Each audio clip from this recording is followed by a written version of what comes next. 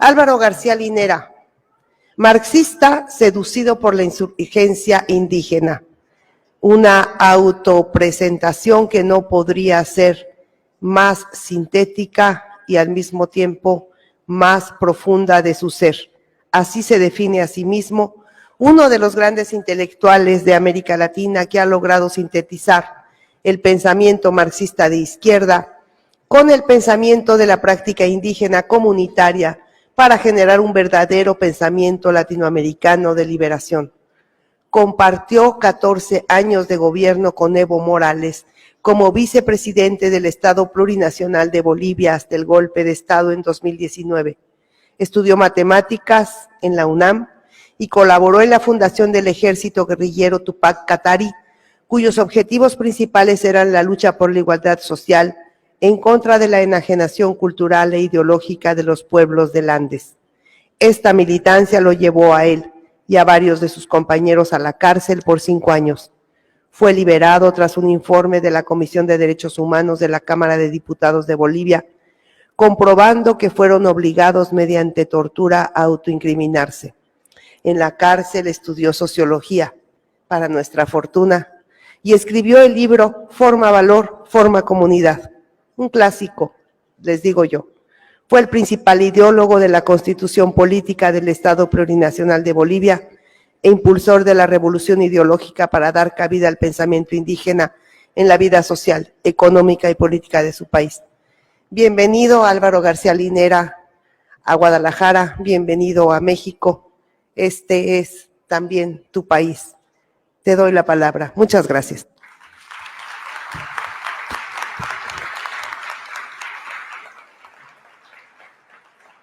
Hola, buenos días a todos, a todas. Saludo y agradecimiento muy profundo a la Feria Internacional del Libro de Guadalajara que me ha permitido poder compartir un tiempo con ustedes. Agradecer enormemente a John, a Omar, la presencia de Jeremy y por supuesto a Guadalupe que ha tenido una presentación muy generosa. Muchísimas gracias. Al tema. ¿Cómo calificar el momento que estamos atravesando? Lo sintetizo en una frase que luego la voy a explicar con más detenimiento. Estamos viviendo un tiempo desquiciado. Las características del tiempo mundial es el del desquiciamiento. Es decir, de la pérdida de horizonte unificado del destino imaginado de las personas. Es como que si no hubiera rumbo. Es como si cada narrativa, múltiples narrativas que están presentes en el debate público, académico y político, se confrontaran y ninguna coincidiera para alumbrar un destino más o menos compartido. Y esto viene a la luz de que el viejo relato neoliberal que predominó en el mundo durante 40 años, tanto en clases altas como en clases medias, como en clases populares, se ha resquebrajado. No es que ha desaparecido, solamente que se siente cansado. Hemos entrado al tiempo del crepúsculo del relato neoliberal. ¿Cuál era este relato? ¿Qué organizaba el relato neoliberal durante 40 años después de que Margaret Thatcher y Reagan entraron al gobierno? Comprimir el Estado mínimo, libre mercado, tratados de libre comercio para dar paso a la producción más eficiente de los grandes países, globalización y la lógica del emprendedurismo. Todos somos, entre comillas, potenciales emprendedores que en base a la libre iniciativa podemos salir adelante. Este es el relato que organizó el debate académico, el debate político, la forma de gobierno, las instituciones planetarias durante 40 años. Pues este relato comienza a mostrar dificultades, comienza a debilitarse, comienza a trastabillar. ¿Qué ha pasado? Inglaterra se sale de la Unión Europea. No que estábamos construyendo un mundo globalizado sin fronteras, pues aparece ahí un país que dice, pongo mis límites Me preocupo de mí mismo y el resto me vale. Aparece Trump, que dice América primero. Luego aparece Biden, que dice compre americano. La lógica de somos una fábrica planetaria comienza a resquebrajarse. Los países, algunos, comienzan a colocar sus fronteras. Estados Unidos se ha lanzado una guerra comercial contra México, contra Canadá, contra Alemania, contra China fundamentalmente, para plantearse que hay que potenciar mercado interno. Ese tipo de discursos no había hace 10 años, no había hace 5 años, no había hace 20 años. Había la idea de que éramos una aldea global sin fronteras. Pues no. Hoy otra vez las fronteras comienzan a redibujarse, a fortalecerse. Proteccionismo frente a China, debilitamiento del comercio, del crecimiento del comercio respecto al crecimiento del Producto Interno Bruto. Durante casi 25 años, el comercio anual crecía el doble, a veces un poco más, a veces un poco menos, del Producto Interno Bruto mundial. Desde el año 2014-15, el comercio mundial crece a la misma velocidad que el Producto Interno Bruto mundial y a veces un poco menos. Políticas de déficit fiscal. En economía se han puesto de moda ahora, a partir de lo que está pasando en Estados Unidos, la nueva teoría monetaria. ¿Qué te dice la nueva teoría monetaria? Imprime billetes y entrega a la gente. No te preocupes del déficit fiscal. Hasta hace 2 años, la regla de oro del Banco Mundial, del Fondo Monetario Internacional, era déficit fiscal cero. Y quien se sale de esa regla, castigo, sanción. Pues no, ahora imprime billetes. Pon la maquinita del Banco Central a imprimir billetes para repartir a la gente. No porque sean muy generosos, sino porque esa es la manera que están encontrando para paliar la crisis económica que ha explotado en todas partes del mundo. Estado interventor. Se suponía que el libre mercado y el mercado resolvía todo. Pues bien, ¿por qué el mercado no resolvió el tema de la pandemia? Bajo la lógica de mercado, se hubieran muerto los pobres y solamente hubieran sobrevivido quienes tenían dinero para pagar una clínica privada. Esa es la lógica de mercado, que no prevaleció. Por miedo a la protesta, por miedo a perder a sus trabajadores, pero no, a partir del año 2020, en el mundo entero, es el Estado el que organiza las vacunas, la protección, la que establece el semáforo rojo, el semáforo amarillo, semáforo verde para las actividades laborales, académicas y sociales. Es decir, todo lo que nos dijeron hace 20 años se está haciendo hoy. Y todo lo que no nos dijeron que no había que hacer hace 20 años se está haciendo hoy. Es una mezcla. Libre mercado con proteccionismo. Apertura de fronteras con déficit fiscal. Fortalecimiento del Estado con fortalecimiento del sector privado. Y entonces, ¿cuál es el norte?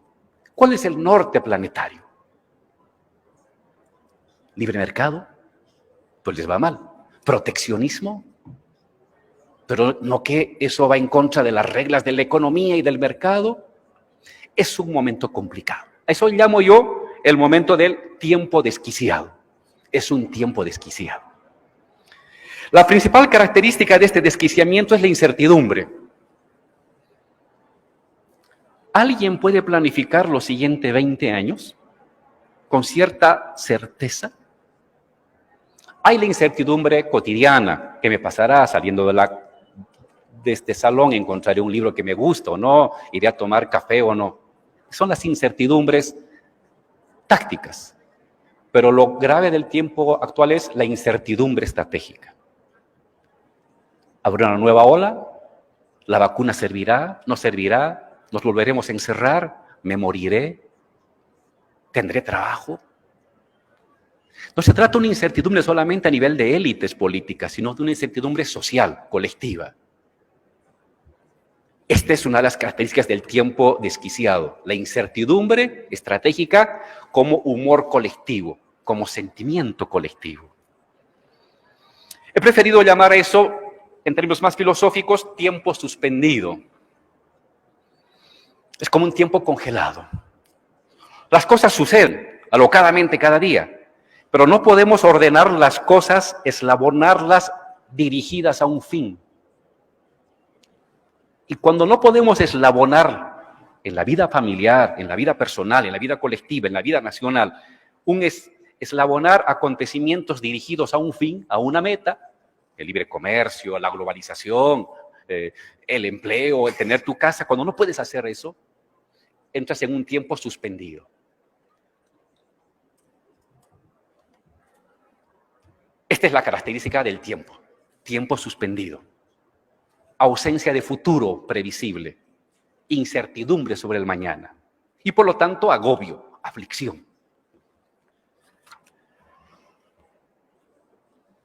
Esto está provocando lo que hemos denominado dos grandes desacoples de la vida, en la vida política contemporánea. El desacople entre las élites, una divergencia de élites. Hay élites que están propugnando políticas intelectuales y culturales, el libre mercado renovado, reforzado, y hay élites que están propugnando proteccionismo. Esta divergencia de élites es algo nuevo, no había hace 10 años, ni hace 20, ni hace 30. Todos, la izquierda y la derecha, coincidían en un mismo objetivo. Vamos al libre mercado, vamos a la globalización, vamos a la desregulación, con ciertas moderaciones nacionales. Hoy no. Hoy divergen las élites. Y al divergir las élites políticas, dirigentes y dominantes de un país, esto repercute en la gente, en nosotros, en la gente normal, en la gente de la calle. Porque no veo un norte en torno al cual ordenar imaginariamente el destino. El segundo desacople. Democracia, neoliberalismo. Si bien el neoliberalismo surgió inicialmente en tiempos de dictadura, en Chile, fue el laboratorio, desde los años 80 hubo una especie de fusión. Se casó la lógica neoliberal con la lógica de la democracia. No había contradicción. En los últimos meses y años comienzan a diverger. Hay neoliberales que dicen, oigan, si para imponer el libre mercado, la globalización, hay que deshacernos de la democracia, lo podemos hacer. La toma del edificio del Congreso en Estados Unidos es un ejemplo de eso. El golpe de Estado en Bolivia el año 2019 es otro ejemplo. Es decir, lo que antes era natural, democracia y neoliberalismo, hoy ya no lo es. Comienzan a surgir élites políticas que dicen, quizás la democracia no es tan importante. Un premio Nobel dijo, lo importante de la democracia no es que todos voten, sino que voten bien. Es decir, que si voto mal, ¿no tengo derecho democrático? Pues para algunos sí. Para algunos es quizás tiempo de pensar en un momento de democracia censitaria. Es decir, de democracia para unos, los que votan bien, los que piensan bien. Y los que no votan bien, pues no, se los deja al margen. Esto es algo peligroso, pues es algo muy contemporáneo, muy de la actualidad. Y el surgimiento en el mundo entero, o el potenciamiento de las nuevas derechas autoritarias, que están propugnando un neoliberalismo envilecido. Ya no es un neoliberalismo que plantea conquistar el mundo, que se plantea un horizonte para todos, para seducir, para dirigir. No, ahora se plantean castigar.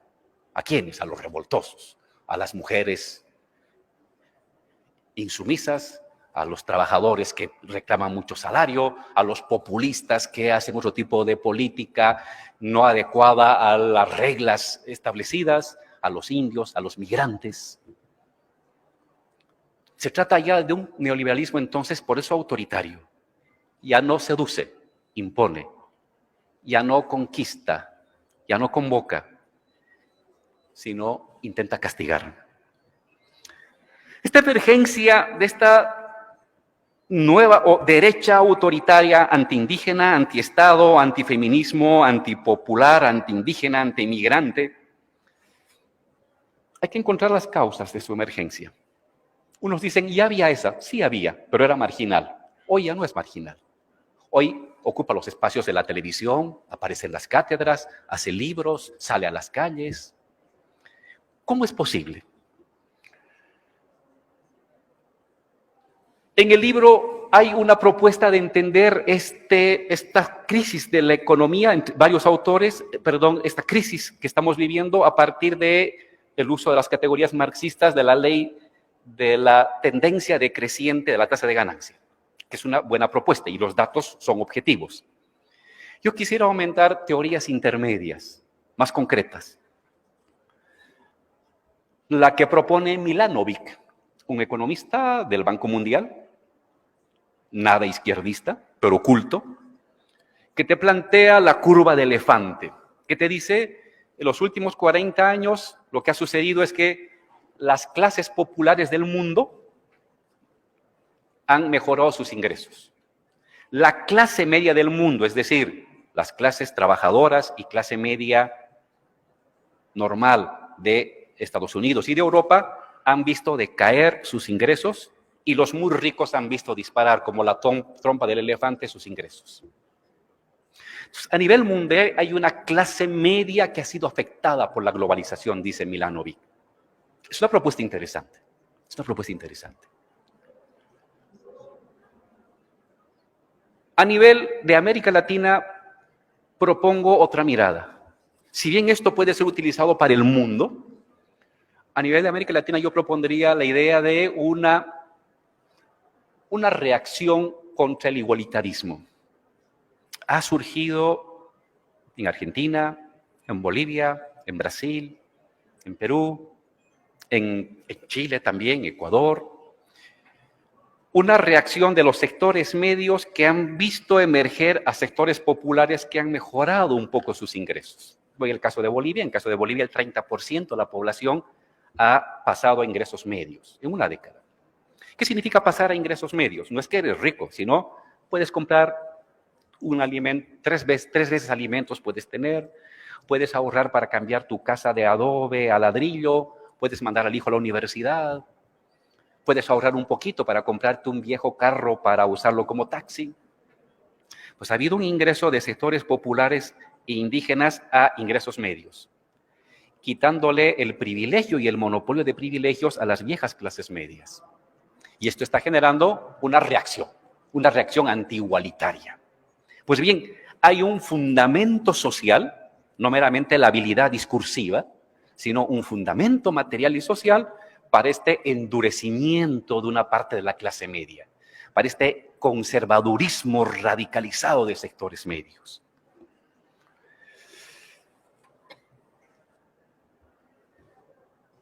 Un tiempo desquiciado, un tiempo suspendido, un tiempo liminal, usando una categoría de los antropólogos, habla de un tiempo en el que sabes lo que ya está envejecido, lo que está entrando en ocaso, pero no tienes la menor idea de lo que viene. Tiempo liminal, estás en un pórtico, no sabes lo que viene, el precipicio, un camino, no tienes la menor idea. Y esto provoca, en principio, estupor, el estupor colectivo, cierta parálisis cognitiva. Es el primer momento del tiempo liminal. Un segundo momento del tiempo liminal es la apertura cognitiva. Es decir, posibilidad de revocar viejas creencias. Desesperación por buscar un horizonte predictivo, familiar, colectivo, nacional, planetario. Un horizonte predictivo. El viejo horizonte predictivo comienza a fallar, ya no tiene gasolina, y el nuevo horizonte aún no emerge, pero comenzamos a buscarlo. Eso se va a dar, porque la gente no puede vivir indefinidamente en incertidumbre. A algo tenemos que aferrarnos, somos seres de creencias. Nuestra definición como ser humano es ser seres de creencias. ¿A qué nos aferraremos? No lo sabemos. Pero al estupor en el que vivimos hoy y a la inminente emergencia en la siguiente década de una apertura cognitiva a nuevas creencias, de hecho América Latina ha sido la que ha dado el primer paso en esta apertura cognitiva social, pero contradictoria, con idas y venidas, va a definirse el nuevo horizonte de época. Esto plantea varias cosas para la vida política cotidiana, nacional. Vamos a vivir tiempos muy inciertos, con victorias populares temporales y derrotas populares temporales. No va a haber un nuevo ciclo de 15, 20 años. Lo que van a tener es microciclos. Se avanza, se pierde, se retrocede, se vuelve a ganar, se vuelve a perder. En Argentina, ciclo nacional popular, entra gobierno neoliberal, nuevo ciclo popular y no sabemos qué vendrá después. Y lo mismo en Bolivia. El continente y creo que el mundo va a vivir esta etapa de victorias cortas, derrotas cortas, tanto de fuerzas conservadoras como de fuerzas progresistas. ¿Qué se puede hacer?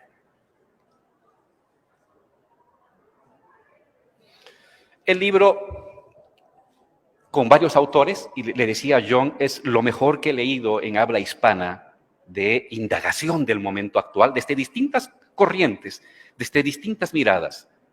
También hay, desde distintas miradas, propuestas de cómo superar estos momentos de crisis médica, de crisis ambiental, de crisis económica, de crisis política, de crisis cognitiva.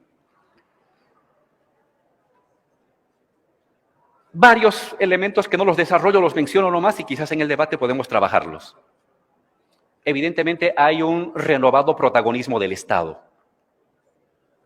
Frente a la lógica de Estado mínimo, un renovado protagonismo del Estado. Ojo, no crean que solamente sectores populares demandan el Estado, sino también sectores empresariales. Se está dando en el mundo, en Europa y en Estados Unidos, lo que podríamos denominar una acumulación económica por endeudamiento público. Sí, los estados se han endeudado para sacar dinero para combatir el COVID. Una parte ha ido a la gente, subsidios, atención médica, dinero en efectivo, alimentos, pero una parte fundamental ha ido a manos de las empresas, que han tenido créditos a tasa de interés cero, que han tenido subsidios. En el caso de Estados Unidos estamos hablando que han movilizado cerca del 13% de su Producto Interno Bruto en un año y medio. 13% de su Producto Interno Bruto para enfrentar crisis económica y crisis médica. En Europa está algo parecido. La Unión Europea está movilizando cerca de 700.000 millones de dólares para enfrentar las secuelas del COVID y de la crisis económica. Muy bien. Una parte va para el salario de los trabajadores, otra parte va para las empresas. ¿Y con qué dinero? Con el dinero público, es decir, con el dinero que se va a solventar con nuestros impuestos. Si no es hoy, en 5 años, en 10, en 15 o en 20 años, es el impuesto de la gente. Pero hay un protagonismo del Estado. Un segundo elemento es una modificación de la relación entre capital-trabajo. ¿Más impuestos? ¿A quiénes? ¿Cómo se va a financiar la superación de la crisis? Solamente hay 2 lugares. O impuestos a los ricos o salario de los trabajadores. No hay más que 2 variables. ¿Qué se ajusta, salarios o impuestos? Eso va a definir el destino de los países en los siguientes meses. Impuesto a la banca, derechos. Aquí hay otras propuestas que hacen varios de los autores que han escrito en el libro Post-COVID.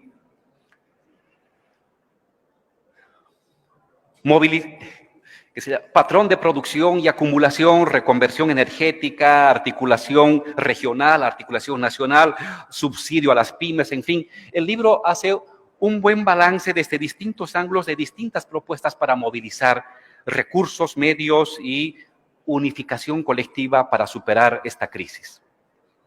Y con esto quiero cerrar. Cualquiera sea la solución, esta va a depender de qué hace la sociedad. Si tenemos propuestas en las que la sociedad se mantiene pasiva y solamente se apuesta a una iniciativa del Estado, de los gobiernos, lo más probable es de que los gobiernos se inclinen hacia el lado del capital. Pero si a la decisión gubernamental imprescindible se acompaña acción colectiva en la siguiente década, es probable, altamente probable, que la correlación de fuerzas les sea favorable a los sectores que más necesitan, el trabajador, el comerciante, el campesino, el estudiante, el ama de casa, el transportista.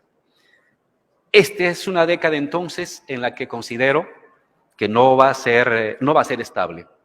La década va a estar caracterizada por turbulencias sociales en el mundo entero, en el continente, y depende de lo que hagamos nosotros para que esto no nos aplaste y al contrario nos permita mejorar nuestras condiciones de vida. Muchísimas gracias.